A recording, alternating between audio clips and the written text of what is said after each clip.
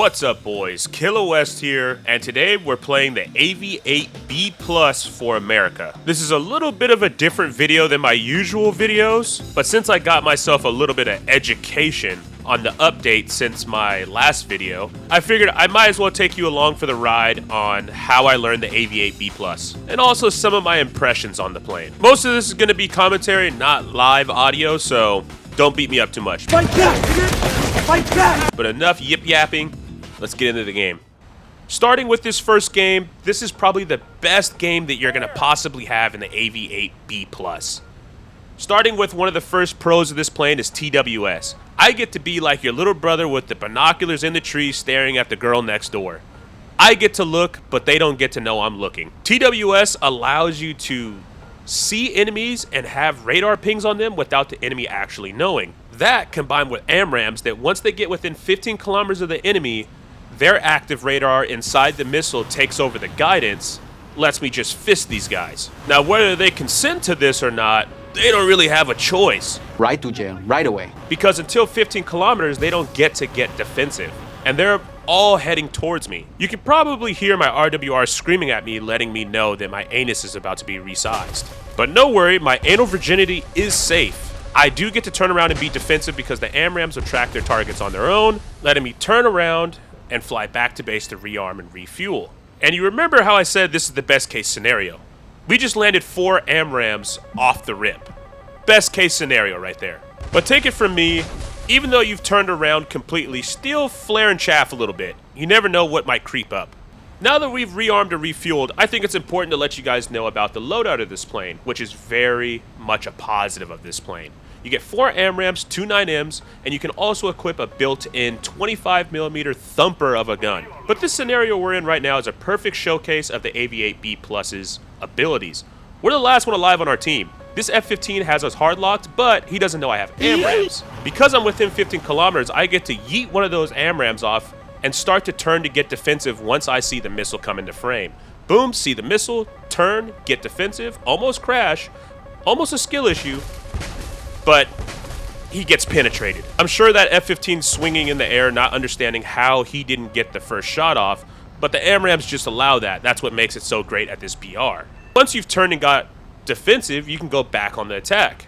Next thing I see is this MiG-23 coming at me. He has no clue I'm even out here, and being farther than 15 kilometers, he doesn't even know that I'm locking him, using the TWS, of course. Once we get within 15 kilometers, though, as soon as I let this missile off the rail, it's like my ex-girlfriend. It goes pitbull and can go wherever the hell it wants, based on the radar, of course. So that missile came off the rail hot.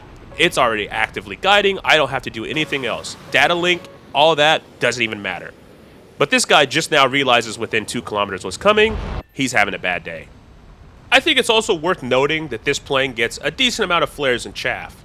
Last engagement of this battle, we have an F-15 that's on the airfield.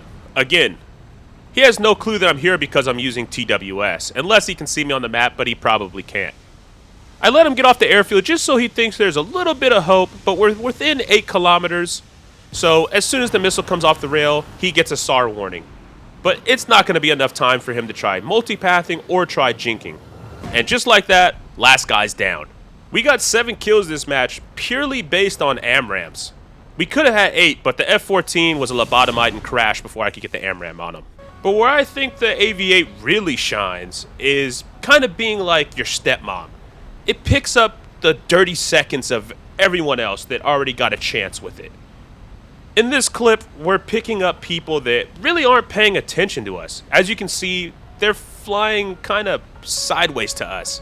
But that doesn't matter to the AMRAAM. As soon as I let them off, they're ready to go. This AV-8 already knows the deal because I'm hard locking him, and I'm going to let one off on him too. But I want to get a little bit closer and break him off a piece of this long D. One of the reasons that you're wanting to pick up these dirty seconds is because of the speed limitations of the AV-8. It's not that fast. You're not going to go mocking this thing. So you kind of sit behind all of your teammates, especially at the beginning of the match. So it's really easy to pick up some of those stragglers that make it past the front line. And like I said earlier, AMRAAMS aren't the only advantage of this thing. It gets the 9Ms. And with the 9Ms, you get to do corny stuff like this. Should I have been able to do that? Probably not. Did he flare? I doubt it. So his fault, I guess. Into the next battle. Like I said, the down tiers in this thing are amazing. You want to fire your AMRAAMS somewhere under the 30-kilometer mark. At least that's where I aim for, because again, you don't get that fast.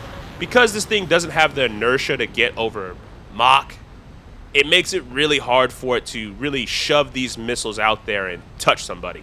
And that's what makes it struggle at the higher tiers. You have F-16s, F-15s, Gripens, all these things that can get really fast and chuck these missiles and use their inertia to make the missile go farther. You don't get that opportunity. And because of that, you have to act like you're in prison and protect your prison pocket and always play defensive. I'm getting locked up here. I'm going to turn away, get defensive, and let the missiles do the rest of the work for me. Is it skillless? A little bit. But it works. Before, I kind of complained about multipathing, but this is just the new reality of the game. You get to play in higher altitude, which I really like, and now it forces players to be defensive. Same thing in this clip. Same situation, same setup. I'm going to get within 30 kilometers, and I'm going to start yeeting these bad boys off the rail, using TWS to keep the data link with these guys until it gets within 15 kilometers. And then I'm going to turn around and get defensive. Notice that I'm not turning around and getting defensive right away, because I want to give the missile as much of a chance to data link with me until it gets within that 15 kilometers. But as soon as I get a weapon lock, that's when I want to turn away. That's the key principle here. But no one's launching me. I get a launch indicator now I turn away, but it's already too late. My missiles are already on the way doing their work. On average, I'd say I get at least one AMRAAM kill a game. And that's a dedicated kill. You can't be mad at that. Now listen, I know there's going to be some kid in my comments saying, "But Kila, you're only saying the positives of the plane." There are negatives of this plane, and we'll get into that in the next clip. In a 1v1 fight, flight performance-wise, you're usually always going to be at a disadvantage, at least if you're flying like I do. Sometimes I'm a walking skill issue. This F-15 had been chasing me the whole rest of the match, launching AMRAAMS at me this whole time. I try to use the multipathing. I'm going to go ahead and scrape my dick across the floor to try and get away from it.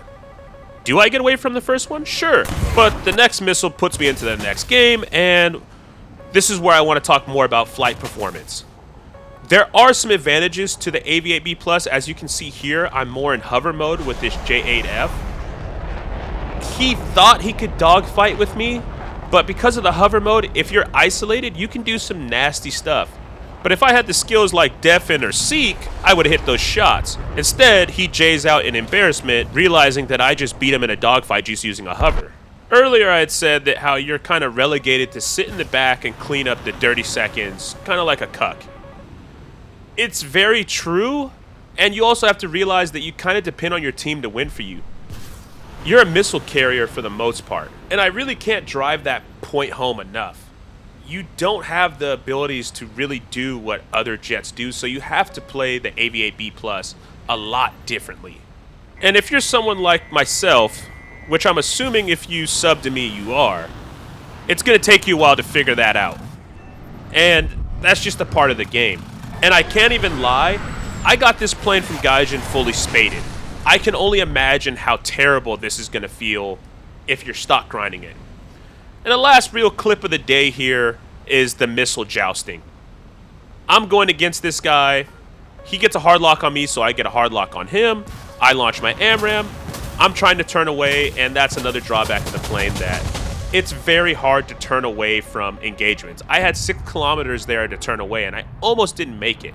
But he also got away from my missile, so now I'm going to have to joust with him again, but all I have is an AIM-9M, and we're going to catch a missile. That's the last real clip that I have for you guys. Overall impressions, I like the AV-8B Plus. It has its place, but it's not going to be the best jet of the update. Other than that, don't forget to like the video, subscribe, let me know down below if you like this style of content. But I'll see you guys on the next one.